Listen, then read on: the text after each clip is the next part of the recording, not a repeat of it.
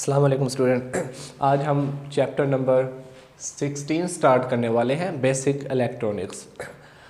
सबसे पहले आपको पता होना चाहिए कि इलेक्ट्रॉनिक्स जो नाम है चैप्टर का, इसका क्या मतलब है। इलेक्ट्रॉनिक्स हम डिवाइसेस बनाते हैं जिसमें हम सिंपल डेफिनेशन अगर इसकी करें कि हम इलेक्ट्रॉन्स को अगर कंट्रोल करें तो वो आपके पास इलेक्ट्रॉनिक्स की शाख में आती है। फिजिक्स की शाख है जिसमें हम इलेक्ट्रॉन्स की मोशंस को ना कंट्रोल कर सकते हैं और इससे मुख्तलिफ डिवाइसेस बना के कारआमद मुफीद साबित की जा सकती हैं। वो डिवाइसेस हमारे आम यूज़ में बहुत सारी यूज़ में होती हैं। आप आगे भी आप देखेंगे, LED के बारे में सुना ही होगा, पढ़ा नहीं होगा तो सुना तो होगा कम से कम। ये सारी इनमें हम इलेक्ट्रॉन्स की मोशन को कंट्रोल कर सकते हैं, तो वो आपको डिफ़ाइन किया जाता है उसको इलेक्ट्रॉनिक्स। ठीक है, आज हमारा पहला हमारे सिलेबस के मुताबिक दो डेफिनेशन आपने देखनी है कि एनालॉग क्वांटिटी क्या होती है और दूसरे आपके पास डिजिटल क्वांटिटी क्या होती है। ये दो डेफिनेशन। एनालॉग क्वांटिटी की the quantities whose values vary continuously और रिमेंस कांस्टेंट, यानी कि ऐसी मिकदारें जिनकी जो वैल्यू है वो मुसलसल तब्दील होती रहे, वेरी कंटिन्यूसली और रिमेन कांस्टेंट, या फिर वो कांस्टेंट रहे या एक जैसी रहे, तो इन मिकदारों को आप क्या नाम दोगे? एनालॉग क्वांटिटी का नाम दोगे। और दूसरी तरफ आपके पास डिजिटल क्वांटिटी है, तो वो क्या है कि the quantities whose values vary in non continuous manners, यानी कि ऐसे मिकदारें जो अदम तसलसल के लिहाज से तब्दील हो, यानी उनमें कोई तसलसल ना हो तब्दील होने का। जैसे ये था, ये मिकदारें थी जो बिल्कुल एक तरतीब के साथ तसलसल के साथ तब्दील हो रही थी, लेकिन ये नॉन कंटिन्यूस मैनर्स के साथ वेरी हो रही है, इनमें कोई तसलसल नहीं है, अदम तसलसल के साथ ये तब्दील हो रही है। तो इनको आप, इन क्वांटिटीज़ को आप डिजिटल क्वांटिटी का नाम देते हो। आगे आपके पास बेसिक ऑपरेशन है लॉजिक गेट्स के, कि basic operation of digital electronic logic gates के। लॉजिक गेट के आपके पास ऑपरेशंस हैं, उनको हम कैसे वेरीफाई करते हैं। आपके पास दो हालतें हैं जिनको ना आप क्या कहते हो, बाइनरी वेरिएबल्स का नाम देते हो, और वो आपके पास हैं 0 और 1। एक आपके पास 0 है और एक आपके पास 1 है। ये दो हालतें बाइनरी वेरिएबल्स कहलाती हैं। 0 और 1 दो डिजिट्स हैं आपके पास। अगर किसी हमें इनपुट वैल्यू का पता हो तो हम आउटपुट वैल्यू वेरिएबल्स की कैसे फाइंड कर सकते हैं।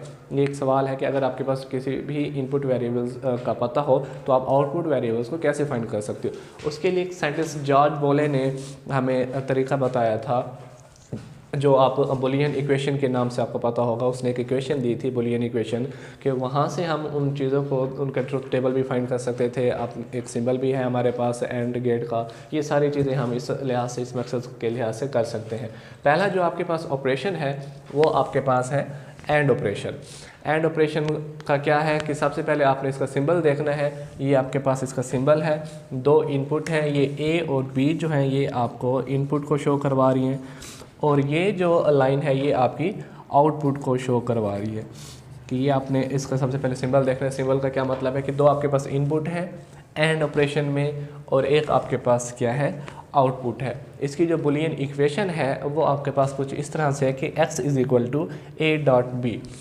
अब जब आप इसको पढ़ते हो तो हम इसको ऐसे नहीं लिखते कि x = a.b, लेकिन जब हम इसको लिखना होता है हमने, तो हम कहते हैं कि x = इस तरह कि x = a, उसके बाद आप इस तरह लिखते हो a एंड b। ये डॉट को आप यहाँ पे एंड पढ़ोगे क्योंकि ये बुलियन इक्वेशन किसकी है, एंड ऑपरेशन की है। तो हम यहाँ पे लिखते हैं कि x = a एंड b। ये इक्वेशन बुलियन इक्वेशन कहलाती है, और इसका जो तरीका कहा था वो आपको यहाँ पे साइंटिस्ट ने, जॉर्ज बोले ने दिया था, कि अगर आपके पास किस वेरिएबल्स की इनपुट है तो आप उसकी आउटपुट को कैसे फाइंड कर सकते हैं। ओके इसी तरह इसी मकसद को देखने के लिए कि आपके पास हम एग्जांपल ले लेते हैं कि कोई भी सर्किट है हमारे पास कुछ इस तरह से। यहाँ पे आपने कोई लैंप लगा दिया हो, ये आपके पास लैंप है, और यहाँ पे आपने दो स्विच लगा देने हैं, और एक और आपके पास यहाँ पे आपने एक स्विच लगा देना है। अब क्या है कि दो स्विचेस हैं हमने यहाँ पे कनेक्ट किए हुए। ये आपके पास लैंप शो करवा रहा है, यहाँ पे आपको AC सोर्स दे दो, ये आपके पास AC सोर्स हो जाएगा। अब अकॉर्डिंग टू ट्रूथ टेबल कि अगर, अब ये इक्वेशन याद रखनी है। अब जब हम इसका ट्रूथ टेबल कंस्ट्रक्ट करते हैं, ये आपके पास ट्रूथ टेबल बना हुआ है। मैं आपको बताता हूँ कि ये कैसे बना हुआ है, कि हम अगर इनपुट देते हैं तो आउटपुट कैसे फाइंड की जाती है। ये आपके पास ट्रूथ टेबल है। ये इनपुट है हमारे पास, यहाँ पे सोर्स अप्लाई कर देते हैं।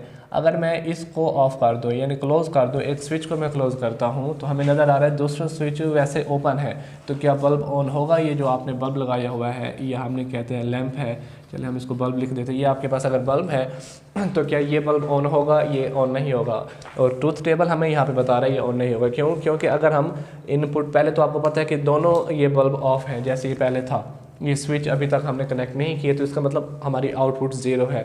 और ये शो करवा रहा है कि अगर इनपुट ए भी ज़ीरो है और बी भी ज़ीरो है, यानी 0.0 this will be equal to zero. ये आपने इनपुट ज़ीरो दी एक, और दूसरा बल्ब है आपके पास, दूसरा स्विच है बी, वो भी ज़ीरो है, तो आपकी आउटपुट क्या होगी? वो भी ज़ीरो होगी। ये स्विच, इस स्विच को आप ए का नाम दे दो, इस स्विच को आप बी का नाम दे दो, तो दोनों की आउटपुट जो है वो ज़ीरो कंसीडर की जाएगी। ओके, उसके बाद हम एक स्विच को, ए स्विच को हम क्या कर देते हैं? क्लोज़ कर देते हैं, और दूसरा स्विच वैसे का वैसे ओपन है। यानी कि ए स्विच को क्लोज़ कर दिया, यानी इनपुट हम इसको दे रहे हैं, ये आपके पास ए वाला जो फैक्टर है ये इनपुट दे रहे हैं, और बी जो है ये ऑफ है। तो दैट्स मीन अगर ए की जगह मैं 1 लिखता हूँ और बी की जगह 0 लिखता हूँ, तो 1.0 ये वापस हमें जो आउटपुट मिलेगा वो 0 मिलेगा। इसका मतलब अब भी बल्ब जो है वो रोशन नहीं हुआ, बल्ब अब भी ऑफ है। तो ये हमें दूसरी बता रही है कि 1 इनपुट हम इस स्विच से दे रहे हैं, बिकॉज हमने इसको क्लोज़ कर दिया, तो इसका मतलब ये हम इनपुट इसको दे रहे हैं। उसके बाद दूसरा स्विच क्लोज नहीं है, वो वैसे के वैसे ओपन है, तो उसकी जगह हमने 0, ए 1.0 वापस हमें जो आउटपुट मिल रहा है वो 0 मिल रहा है, और इसका मतलब बल्ब हमारा ऑफ है। उसके बाद क्या करते हैं? तीसरा इसकी हालत जो है वो हम देखते हैं कि इसको हम ओपन रख देते हैं, और इस स्विच को आपने क्या कर दिया? क्लोज़ कर दिया। यानी कि ए स्विच जो है वो ओपन है और बी स्विच जो है वो आपके पास क्लोज़ है। लेकिन अब जब यहाँ से करंट जाएगा तो ये स्विच ही खुला हुआ है, तो आगे करंट फॉरवर्ड नहीं हो सकता। इसका मतलब जो आपका बल्ब होगा वो अब भी ऑफ ही रहेगा। तो यहाँ से हमें ये ट्रूथ टेबल नज़र आ रहा है कि ए अभी हमारे पास 0 है, तो ए की जगह 0, और बी आपके पास 1 है, तो इसकी जगह पे 1, 0.1 फिर से वापस हमें 0 आंसर दे रहा है। इसका मतलब बल्ब जो है वो अभी भी ऑफ है। ठीक है, ये आपके पास इसकी आउटपुट हो जाएगी। अब चौथी इसकी हालत कौन सी है? इसकी 4 हालतें होती हैं कि जब आपके पास स्विच जो है वो दोनों स्विच खुले हों, उसके बाद एक ए बंद हो और दूसरा ओपन हो, या फिर दूसरा ओपन हो और तीसरा क्लोज हो, और फर्स्ट वाला, और फिर चौथी इसकी जो हालत है वो दोनों क्लोज हों, फिर हम आउटपुट देखते हैं कि क्या होती है। ये 4 तरीके हैं इसके आउटपुट फाइंड करने के। अब चौथी पोजीशन, इसकी चौथी हालत जो है, हम ए स्विच को भी क्लोज कर देते हैं और जो बी स्विच है इसको भी हम क्लोज कर देते हैं। अब क्या है, करंट तो यहाँ से जा रहा है और अब उसको रास्ता मिल गया आगे जाने का, बिकॉज ये दोनों ही स्विच क्लोज हो गए हैं, तो करंट की जो डायरेक्शन है वो हमें इस तरह से मिलेगी, और ये बल्ब जो है अब रोशन होगा, हमें मिलेगा। वो कैसे? यहाँ पे हमें अब अकॉर्डिंग टू ट्रूथ टेबल भी हमें नज़र आ रहा है कि ए, इसको हमने इनपुट दिया 1 और बी को भी हमने इनपुट दिया 1, तो 1.1 इज इक्वल टू 1। इसका मतलब ये जो आउटपुट है ये हमें शो कर रहा है कि जो बल्ब है वो क्या होगा, अब ऑन हो जाएगा, यानी रोशन हो जाएगा। तो ये उसकी आउटपुट है कि 1.1 this will be equal to 1। तो हमें आउटपुट किस हालत में मिला कि जब दोनों ही स्विच हम क्लोज़ कर देंगे तब बल्ब जाके रोशन होगा। अदरवाइज़ अगर हम एक स्विच क्लोज़ करते हैं दूसरा ऑफ रखते हैं तब हमें बल्ब रोशन नहीं मिलेगा। ये 4 तरीके हैं इसके आउटपुट शो करने के कि कैसे, और आउटपुट मिलेगी कब, जब हमारे पास क्या होंगे, दोनों ही स्विच हमने क्लोज़ कर देने हैं, तब हमें जाके आउटपुट मिलेगी, अदरवाइज़ आउटपुट नहीं मिलेगी।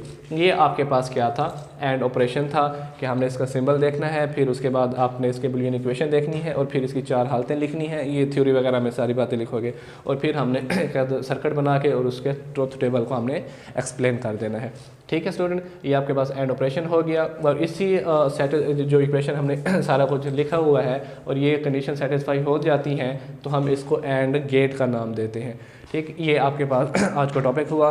नेक्स्ट लेक्चर में इंशाल्लाह हम हाजिर होंगे, अगला गेट्स पढ़ेंगे। तब तक के लिए अल्लाह हाफ़िज़।